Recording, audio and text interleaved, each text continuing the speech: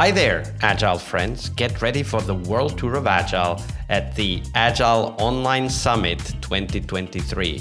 You can join us from October 24th to 26th for a global showcase of cutting-edge Agile practices and insights. Join us at agileonlinesummit.com. This year, we will be featuring some of the best work done around the world and world-class keynotes. You can check all of that at agileonlinesummit.com. But the best part is that your ticket is on us. That's right, it's free to attend and immerse yourself in the world of Agile excellence.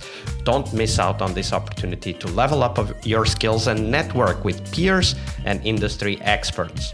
Mark your calendars and secure your spot at AOS 23 today by visiting agileonlinesummit.com. So get your free ticket or opt for the full digital pass that lets you keep all the conference videos forever and organize, why not, Agile learning sessions at work. You can get the full digital access at agileonlinesummit.com. I'll see you in the conference floor. Hello everybody, welcome to our Wednesday, the Leading Change episode this week with Michael Schmidt. Hey Michael, welcome back. Hi Vasco, great to be back again. Welcome to Wednesday. For those of you who haven't listened to yesterday's episode, there's some great insights about change as well, even personal change in Tuesday's episode with Michael. But today's change episode, we're going to dive into what change means for us as Scrum Masters. So, Michael, tell us a story of a change process you were involved with, and walk us through how it went through, how that process went, right? Like step by step. And as you go through each step, highlight for us the tools, the tips, the tricks, and the techniques you learned back then that you still apply today. Yeah. So the setting that we are jumping into is a Deutsche Post. So a very, very large corporation there. I was working with Deutsche Post for several years in the end. And that agile approach that they started during that time was so massively sponsored that we were able to change things. Actually, by the surprise of the rest of the organization. So I could participate in the shaping of a domain-driven and adaptive tech organization, which was quite new during that point, especially in a corporate environment, where they were used to have trusted, reliable, conventional workflows, handing over from one column to the next one, from one tower to the next tower, and so on. And during that time, the microservices architecture idea was developed, and actually in our tech organization it was established. And additionally, during that generous sponsoring that we got for a short sparkling moment in time, some of the best and smartest, hardest working software engineers in Berlin were gathered together in one office. So actually what we noticed later, that how many of those became CTOs here, chief architects there, and so on, or super experienced software developers, or even agile coaches. That was not very common to have so many bright lights in one office, and also active with the ideas, with the power to change, and with the drive to push that a bit forward. So that was some kind of magic for that sparkling moment in time during my career. So that change process that we did was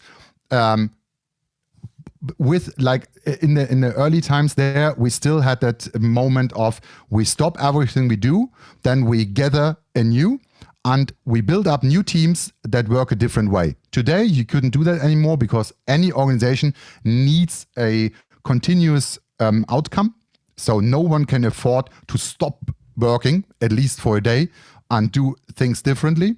That was one benefit that we had during the early times. And on the other hand, because there were no, actually, that old system of every situation has a person who benefits from it, because everyone was new, everyone was constructive, and everyone was driving forward. There was no one saying, no, we shouldn't do this. Everyone said, yeah, what a great idea. And if it doesn't work, we just do something else. That was that very good idea, because we were just not moving over hills there, because we were not moving upwards. because it was just everyone said, yeah, absolutely, let's try that. The domain-driven teams, setting up new teams, splitting them up. If someone said, I think we are too many for that Scrum thing, 10 people are too much. Let's try it with 2 times 4 people, and then someone is doing Scrum Master. What do you think created that openness? Because I've been in situations like that before, and I don't even think it's a good idea to change teams, even when it sounds like a good idea. Now, there are other times when it really is a good idea to change teams, even if it doesn't sound like a good idea. Of course, there's that difficult balancing act of knowing when the change to the team ecosystem is going to bring about positive impacts. But where did that openness come from? Oh, yeah, I think because they were like all very, we had the same, we were all of the same breed. The age was very similar. The peer group, it was the Berlin peer group mostly, and a lot of very progressive freelancers who are saying, I do whatever is needed, but it would be great if we don't waste so much of my time for that. So many people were eager to do things more efficient, more effective, because everyone said, yeah, it would be great if I can get home at the right time and not staying for over hours. So that self-management was quite advanced because the people were very smart, very self-organized, the freelancers as well. And there was, what was like the strange thing, a lack of management. There were actually no people who had management as their role. So we were forced and we were able to self-organize in a way that was later then determined as the team self-management. And actually some of the consultants said, yeah, one problem of this organization is you have too few managers. That's the thing. I never heard this sentence again. And we had room for lively discussion. They said, we built up a new agile bubble here. Let's prove the rest of the corporation, of the corporate environment, that agile works, that Scrum works. During that time, it was always about Scrum. We have to prove that Scrum works, and therefore we can spend the amount of money that we need for the teams that we can gather. We have nice environment. We can try new things. And there was there were discussions and there were discontent about topics. And then I think most of the time our solution was, then we do it both ways. Your team is doing it that way and your team is doing it the other way. So we're all happy with that.